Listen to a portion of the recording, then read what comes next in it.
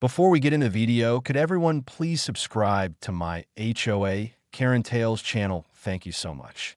I heard the crash before I even made it to my morning coffee. A loud, gut-wrenching scrape of metal against concrete was followed by an ear-piercing honk that made my dog yelp and bolt under the table. I rushed to the front door, my heart pounding, already expecting the worst. And there she was, HOA Karen, her SUV wedged halfway onto my lawn, the front bumper kissing my flower bed like it was on a romantic getaway. She was standing outside, arms crossed, her face twisted in an expression of pure outrage, as if I had personally offended her entire bloodline. "What the hell is this?" she screeched, pointing at the low wooden fence I put up just yesterday. "You blocked the shortcut. I've been using this driveway for months. Do you know how much time I lose by going the long way around?" I stared at her, completely dumbfounded. My driveway, my property, and she was yelling at me like I had vandalized her car instead of the other way around. I took a deep breath, trying to keep my voice level, but it wasn't easy. "Karen, this is my driveway, not a public road. You have no right to drive through here." She scoffed, waving her perfectly manicured hand like I was some insignificant insect. "That's ridiculous. The HOA allows it. Everyone knows this is the fastest way out of the neighborhood. Why are you being so difficult?" I resisted the urge to laugh in sheer disbelief. "The HOA doesn't own my property, Karen. I do, and I'm sick of you treating my driveway like a shortcut." Her expression darkened, and she leaned in closer, dropping her voice to a condescending whisper. "Listen, sweetheart, I don't care what little rules you think apply here. I've been living in this neighborhood for 15 years. You're just a newbie trying to change things. It won't work. This driveway has always been the shortcut, and it always will be." I clenched my fist. This woman was unreal. I had been dealing with her nonsense for months, seeing her car speed through my property, watching her tear up my gravel path without a second thought, and having her dismiss every attempt I made to stop her. I tried everything. I put up cones. She moved them. I installed a small gate. She knocked it over. I even sent footage of her blatant trespassing to the HOA, only to be met with shrugged shoulders and muttered excuses. "Karen's been here forever. We can't just change things now." And now here she was again, acting like she had every right to be furious at me for putting an end to her free ride. "I'm calling the HOA," she snapped, pulling out her phone. "They'll deal with this." I laughed, but there was no humor in it. "Go ahead, call them. Let's see how that works out for you." She narrowed her eyes, then stomped back to her car and struggled to reverse out of my lawn, leaving deep muddy tire marks in her wake. I watched as she sped off, my blood boiling, my hands trembling with frustration. This wasn't just a battle over a driveway anymore. This was war. Later that afternoon, the HOA sent an email, a formal notice, not for Karen, but for me. "Dear homeowner, I have received complaints regarding unauthorized modifications to community access pathways.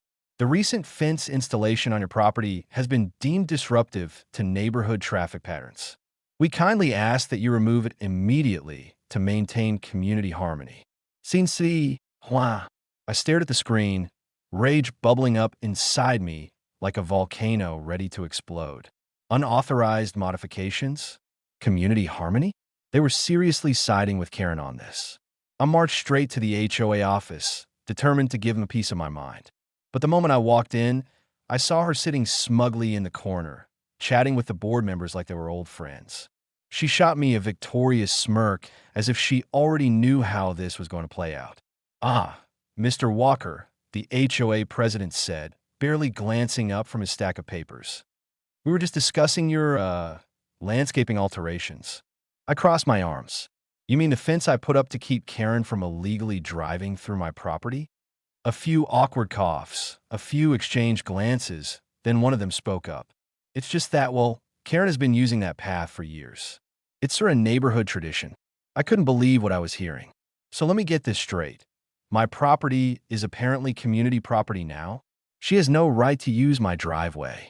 Another nervous glance between the board members. The president cleared his throat. "Well, technically no, but nothing." I cut in. "You're telling me she gets to destroy my lawn, endanger my family, and you're siding with her because of some tradition? Karen gave a fake little laugh. Oh, come on. It's just a little shortcut. You're being dramatic. I took a slow breath, forcing myself to stay calm. I could fight this all day and get nowhere. The HOA was in Karen's pocket, and they weren't going to budge. It was time for a different approach, something bigger, something that would make sure she never set foot or tire on my property again. That night, I sat on my porch, staring at the ruined stretch of grass where Karen's car had torn through earlier. My mind raced with ideas. A taller fence? No, she'd find a way around it. Motion sensors? She'd complain to the HOA. Maybe cameras with alarms? No, I needed something better, something that would drive her absolutely insane. Then it hit me. A slow, wicked grin spread across my face. A hedge maze. Not just any hedge maze.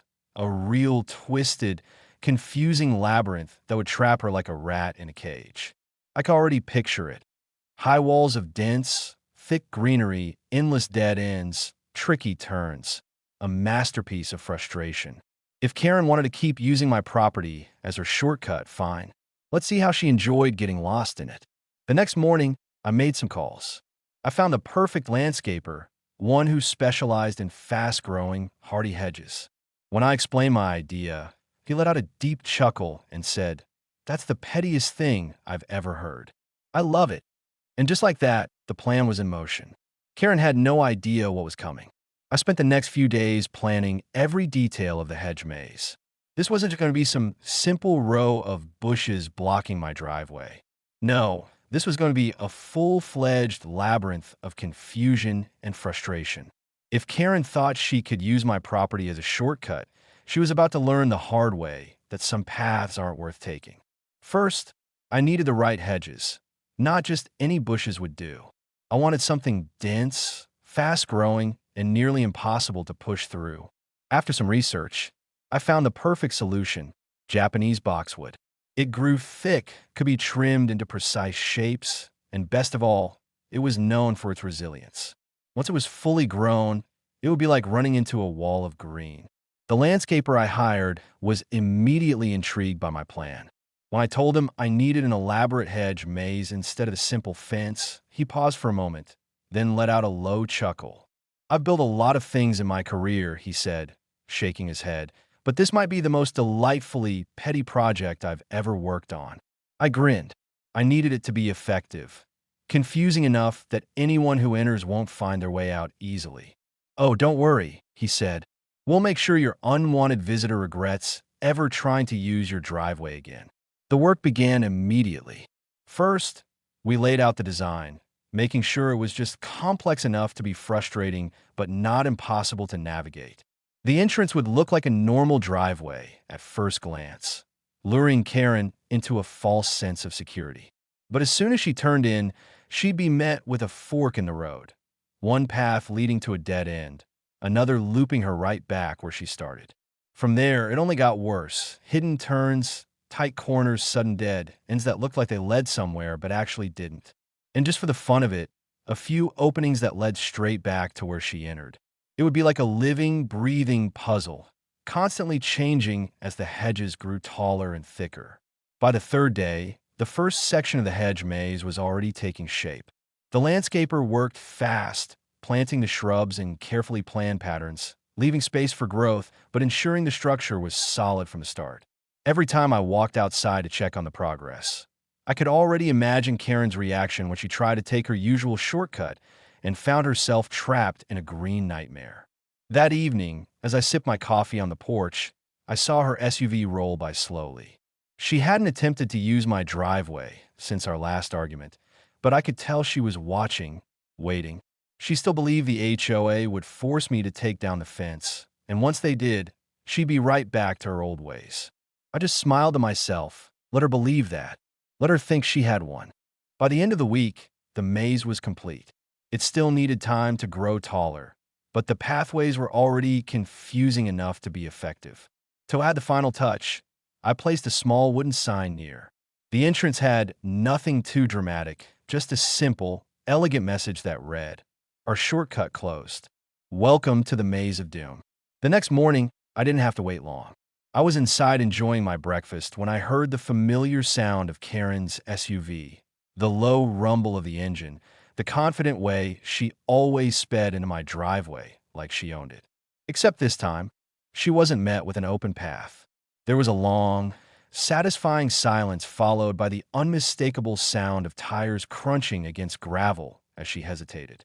I imagined her sitting in her car, staring at the maze in confusion, trying to process what she was looking at. Then, as I expected, she made the worst possible decision. She drove in. I put down my coffee and walked over to the window, peeking out just in time to see her SUV disappear into the hedge maze. A grin stretched across my face. She was inside, and she had no idea what she had just gotten herself into. At first, everything seemed normal. She drove cautiously, probably thinking I had just rearranged the landscaping and left an open path somewhere. But within seconds, I saw the first sign of panic. Her brake lights flickered as she realized she was at a dead end. She backed up, tried another path, another dead end. A few seconds later, the real fun began. She started reversing too quickly, almost hitting one of the hedges. Then she lurched forward again, turning sharply only to find herself at another dead end. From my window, I could just barely make out the frustrated movement of her hands on the steering wheel. Then the horn, one loud, angry blast followed by another. I stifled a laugh. She was honking in my hedge maze like it was going to magically move out of her way. A few more minutes passed, and then I heard the door slam. Karen had given up trying to drive. She was getting out of her car to navigate the maze on foot. Even better, I stepped outside, casually leaning against my porch railing as I watched her stomp around in frustration. She disappeared behind a hedge, then reappeared a moment later in the exact same spot she had started. She let out an angry groan, then turned another way only to end up at the same dead end again. It was beautiful. I could see her reaching for her phone, probably to call the HOA or even the police, but there wasn't much they could do. She wasn't trespassing in the traditional sense. She had entered on her own free will, and now she was paying the price for it. After another 10 minutes, she finally found her way out. Her hair was a mess, her face red with anger, and the second she saw me, she stormed over, pointing an accusatory finger in my direction. "This," she hissed, "is harassment." I raised an eyebrow. "Harassment, Karen? I didn't force you to drive into the hedge maze. That was all you." Her eyes burned with fury. "You know exactly what you did. This is an abuse of landscaping. I'm reporting you to the HOA." I allowed a low whistle. "An abuse of landscaping? That's a new one. Go ahead, Karen, report me." She let out a frustrated. The growl stomped back to her car and sped off, but I knew this wasn't over. She wasn't the type to let things go. She would fight this and find a way to twist the situation in her favor. But what she didn't know was that I was ready for every move she was about to make, because this wasn't just about blocking a shortcut anymore. This was a game, and I was going to win. Karen was not the type to let things go. I knew that the second she stormed off with her face redder than a stop sign. The next morning, I wasn't surprised when I opened my inbox and saw a fresh email from the HOA. Another complaint, another demand, another absurd accusation that made me laugh out loud. "Dear homeowner, we have received multiple reports concerning an obstruction affecting the accessibility of neighborhood pathways. It has come to our attention that an elaborate hedge structure has been placed in a manner that disrupts natural traffic flow. Please be advised that failure to comply with HOA regulations may result in further action." It was almost cute how they were trying to dress up their bias in formal language. Karen had obviously wasted no time running straight to her HOA friends, playing the victim and spinning some ridiculous story about how my landscaping was somehow a crime. I could already picture her standing in the HOA office, hands on her hips, demanding that they do something about the public safety hazard growing in my yard. I decided to handle it the same way I handled the last complaint, with sheer, unshakable logic. I typed back my response. "Dear HOA, thank you for your concern regarding my landscaping. Please note that the hedge structure is entirely on my private property, while within legal guidelines, and is classified as a decorative landscape feature. I appreciate the HOA's dedication to neighborhood aesthetics, and I assure you that the hedge maze enhances the visual appeal of my property while respecting all zoning laws. I look forward to your response. I sent it and leaned back, sipping my coffee. They had no real authority over this. The HOA wasn't some supreme court of the neighborhood. They had rules, sure, but they couldn't dictate what I did on my own land, and I was going to make sure they knew that. Karen, however, was far from done. That afternoon, I was outside trimming some of the hedges when I saw her standing at the end of her driveway, glaring at me like she was trying to burn holes through my skull with her eyes. I ignored her, whistling as I worked, but I could feel her presence like an annoying fly buzzing in the background. Then, like clockwork, she marched over, her heels clicking dramatically against the pavement. "This is ridiculous," she snapped, crossing her arms. "You think you're clever, don't you?" I smiled. "I do, actually. Thanks for noticing." Her nostrils flared. "The HOA is going to force you to take this stupid maze down." I shrugged. Doubt everything I do is within the rules. She took a deep breath, like she was trying to calm herself, then changed tact. "Look, I don't want to fight with you. Let's just be reasonable. The shortcut has been there for years. People rely on it. You're making things difficult for everyone." I tilted my head. "Define everyone, because as far as I can tell, the only person upset about this is you." Her eye twitched. "You have no idea how much you're inconveniencing people." I gestured to the empty street. "Oh yeah, where's the angry mob, Karen? Where's the neighborhood outrage? Because all I see is one person mad that she can't cut through my yard anymore."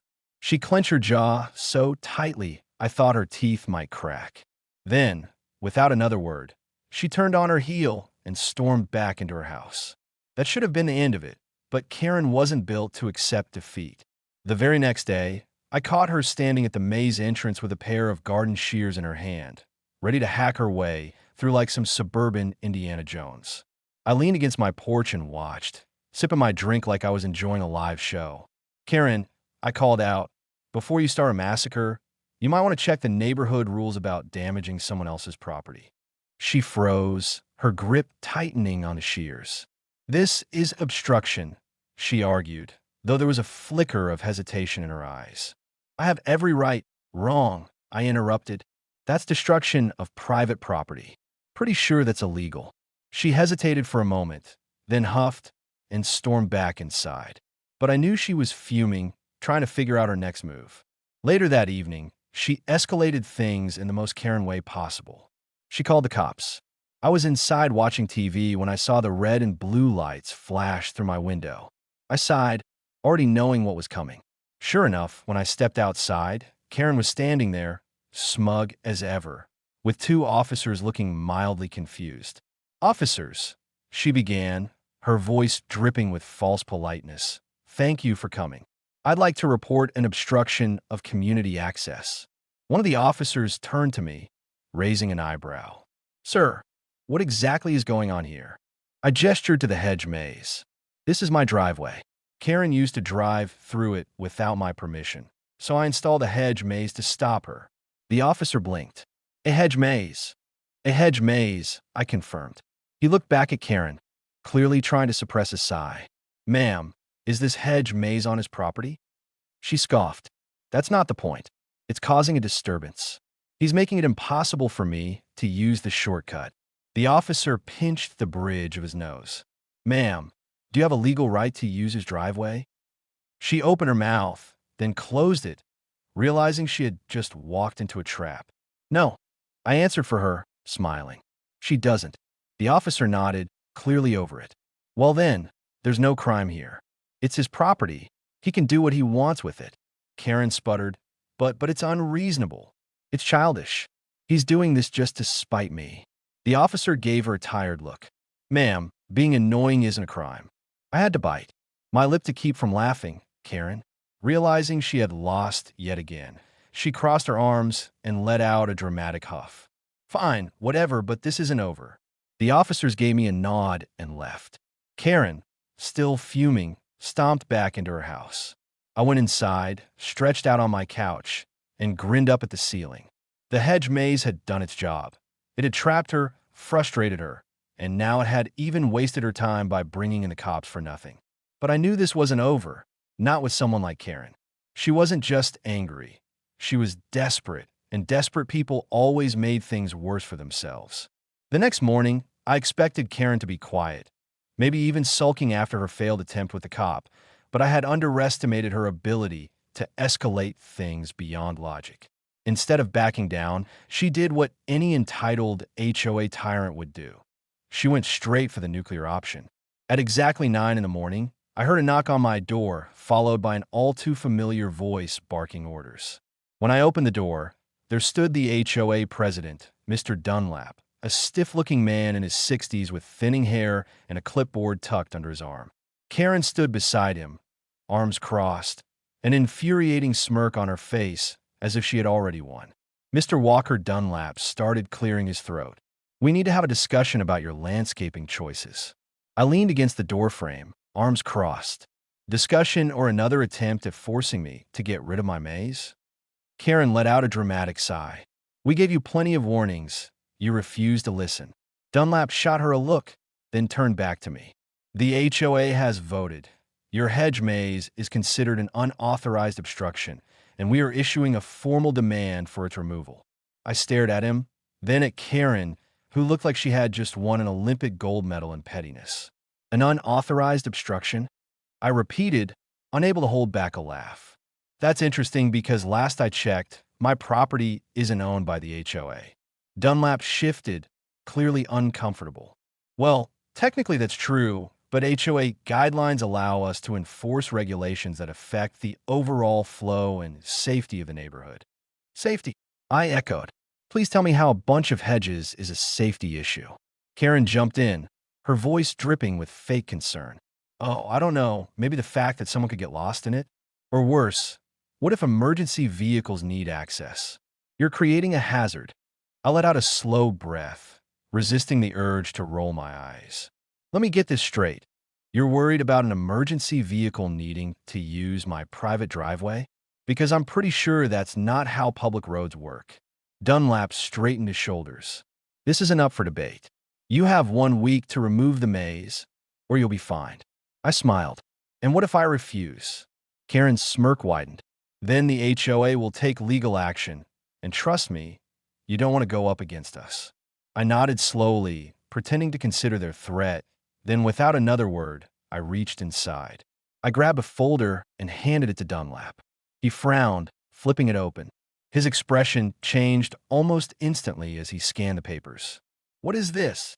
"Property zoning laws," I said casually. "City landscaping regulations." A formal statement from a lawyer confirming that since my hedge maze is decorative landscaping and doesn't exceed the city's height restrictions, it is completely legal and untouchable by the HOA. Dunlap's face paled slightly as he read through the documents. Karen, on the other hand, looked like she had just swallowed a lemon whole. "No," she muttered, shaking her head. "No, this isn't right.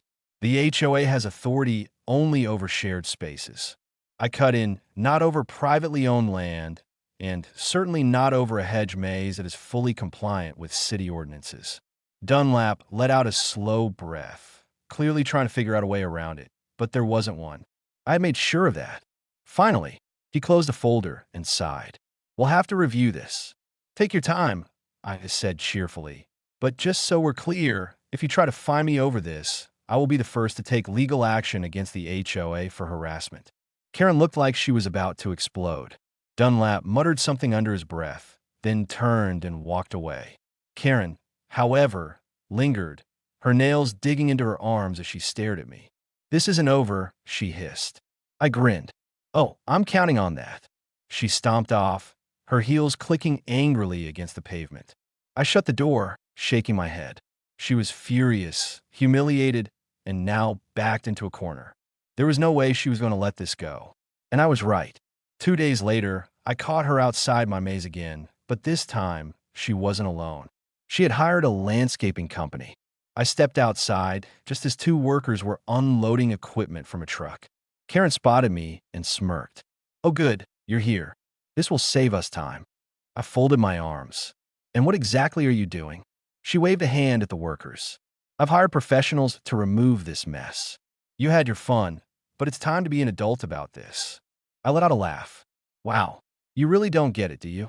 She turned to the workers. Go ahead, boys. One of them hesitated. Ma'am, are you the property owner? Karen's smugness flickered. I'm on the HOA board. The landscaper frowned. That's not what I asked. I decided to put her out of her misery. She's not the owner. I am. The workers exchanged glances. Then one of them turned back to Karen. Yeah, sorry, ma'am, but we can't do anything without the owner's permission. Karen's face turned an alarming shade of red. I am ordering you to remove this. The landscaper shrugged. And I'm telling you, legally I can't. I leaned against the porch railing. You should probably leave before I call the cops for trespassing. Karen clenched her fists so tightly her knuckles went white. Then, in a move so unhinged I almost didn't believe it was happening, she grabbed a pair of Hedge clippers from the truck and marched toward the maze herself. I pulled out my phone. Dear Karen, keep going. Let's see how much damage you can do before the police get here. She froze, her grip tightening around the clippers. You wouldn't. Oh, I absolutely would. I turned the camera toward her. I'm sure the cops would love to see footage of you vandalizing private property. For a long moment, she just stood there, her body trembling with barely contained rage. Then, with a guttural scream of frustration, she threw the clippers down and stormed back to her house. The landscapers packed up and left. I put my phone away, smiling to myself. She had officially run out of options. That night, I sat on my porch watching the stars, enjoying the peace and quiet. The HOA had no power over me and Karen. She was out of tricks. Or so I thought, because just when I thought the battle was over, she decided to do something even more desperate. And this time she was going to make her biggest mistake yet. I should have known Karen wasn't done. She had exhausted every reasonable and unreasonable option, bullying the HOA into finding me, calling the cops, hiring landscapers, and even trying to destroy my maze herself. None of it worked. But Karen wasn't the type to walk away from a fight, especially when her ego was on the line. I just didn't expect her to go full-blown criminal. It happened in the dead of night. I was fast asleep when I heard the sound of rustling outside. At first, I thought it was just the wind or maybe some stray animal wandering through the yard. But then came the snapping sound, sharp, deliberate, a sound that didn't belong. I shot up in bed, my heart pounding. Grabbing my phone, I pulled up my security camera feed. The grainy black and white footage confirmed my suspicions immediately. A figure was moving through the hedge maze. Not just moving, hacking. There was a distinct glint of metal, the motion of someone wildly swinging a tool. Karen, I couldn't believe it. She was actually out there in my yard in the middle of the night, cutting through my maze like some deranged hedge assassin. I sat there for a second, blinking at the screen, almost impressed by her sheer commitment to insanity. Then I grabbed my jacket, slipped on my shoes, and headed outside. The second I stepped onto my porch, I heard her muttering curses, frustration, the sound of a woman completely unhinged. I followed the noise through the maze, turning corners, taking my time, knowing that she was making the one mistake I had counted on all along. She was lost. By the time I reached the center of the maze, I found her standing in a small clearing, sweat dripping down her face, her hair a tangled mess. She was panting, gripping a pair of heavy-duty garden shears like they were weapons. All around her, there were unevenly cut sections of the hedge, the damage looking more like a wild animal had attacked than a planned act of destruction. I leaned against one of the hedge walls, folding my arms. Karen, she spun around so fast she nearly tripped. Her eyes went wide, her face twisted in, panic before shifting to something harder, more defiant. This is illegal. She spat. You tricked me. I raised an eyebrow. Tricked you? Karen, you broke into my yard and started hacking away at my property in the middle of the night. She pointed at me, her entire body shaking with fury. You forced me to do this. You left me no choice. I stared at her, utterly fascinated by her logic. You had no choice but to trespass onto my land and commit vandalism.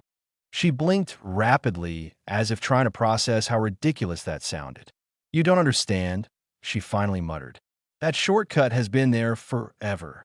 You think you can just move in and take it away. I sighed. Karen, it was never yours. It's my property. Her jaw clenched. This isn't over. I pulled out my phone and held it up so she could see the screen. The camera app was open, still recording. Oh, I think it is. The color drained from her face. She looked from the screen to the shears in her hand, then back at the hedge walls surrounding us. Her breathing turned ragged. She was stuck, caught red-handed. There was no way out. And then, in true Karen fashion, she tried to run. She took off down the maze, but her own destruction had only made things worse for her. In her attempt to chop her way through, she had made the pathways even more confusing, dead ends that shouldn't have existed, twisted corners that led nowhere. It was a disaster of her own making. I followed at a leisurely pace, not rushing, letting her wear herself out. I could hear her grunting, cursing under her breath, her frustration mounting with every wrong turn. Finally, after what felt like a full 5 minutes of her running in circles, she burst out of the maze and collapsed onto my driveway, gasping for air. I walked up behind her, holding on my phone again. So, should I call the cops? Or do you want to do it yourself? She groaned, rolling on her back, staring up at the sky like the universe had personally betrayed her. This isn't fair, she whispered. I almost felt bad, almost. But then I remembered the months of entitlement, the threats, the attempts to bully me, the sheer audacity of her actions. No, she had earned this. I called the cops. By the time they arrived, Karen had pulled herself together just enough to try and play the victim. I was confused, she told them. I got lost. I didn't mean to destroy anything. I wordlessly handed them my phone, playing back the footage of her chopping away at my hedges with pure, unfiltered rage. The officers exchanged glances. One of them sighed. Ma'am, you're under arrest for trespassing and property damage. Karen's eyes widened. You can't be serious. Ma'am, we have video evidence of you cutting through this man's hedges at 2 in the morning. Her mouth opened, then closed, then opened again. For once in her life, she was speechless. They cuffed her and put her in the back of the squad car. As they drove away, I let out a long, satisfied breath. The war was over. The next few days were glorious. The HOA, now publicly embarrassed, scrambled to distance themselves from Karen. She was removed from the board, her reputation in ruins. Without her constant interference, the neighborhood actually became more peaceful. Even better, my hedge maze became something of a local attraction. Kids started using it as a play area. Families came by to take pictures. Some of the neighbors even asked me for tips on how to build their own hedge structures. Then came Halloween. I had originally built the maze as a form of revenge, but now it had another purpose. I decked it out with spooky decorations, added some fog machines, and turned it into the perfect haunted maze for trick-or-treaters. People loved it. Word spread, and soon my house was the highlight of the neighborhood. Karen, on the other hand, stayed quiet after her arrest. She kept to herself, avoiding eye contact whenever she passed my house. I'd see her peek through her blinds sometimes, but she never said a word to me again. Then one night, just as I was about to turn off my porch light, I saw something that nearly made me choke on my drink. Karen standing at the entrance of my hedge maze. She wasn't trying to destroy it this time. She wasn't trying to drive through it. She was just staring. And then, before I could even process what I was seeing, she took a slow step forward and disappeared into the maze. I waited. 5 minutes passed, then 10. Finally, I heard a frustrated groan from deep inside the hedges. She was lost. I smiled, shook my head, and closed my door. Some people never learn.